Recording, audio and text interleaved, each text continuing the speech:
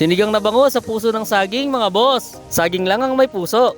Yan ang laging nasasabi ko kapag ganito ang ulam. Ay, i-ready na nga lang muna natin yung mga kakailanganin. Sibuyas, luya, kamatis at siling panigang, okra, puso ng saging at ang ating bangus. At dahil ready na sila, isimulan na natin maghiwa ng ating sibuyas. At isunod na rin natin yung ating kamatis mga boss. Mas maraming kamatis ay mas masarap ang ating sinigang. At syempre, hindi mawawala sa akin ang luya. Yan ang lagi kong binibida kapag ang isda ay sasabawan na.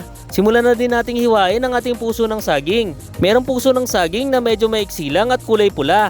Pero itong nabili ko ay medyo mahaba at kulay green pa. Alam nyo ba kung ano ang pagkakaiba ng dalawa? Comment nyo naman mga boss at kung anong puso ng saging ang alam nyo pa. Tuloy na din muna natin yung pagluluto. Sa kumukulong tubig ay ilagay na muna natin yung mga aromatic, sibuyas, luya at kamatis. Puso ng saging ay ating palambutin na din. Takpang maigi lang at kapag kumulo na, pera-perasong bangos ay isunod na.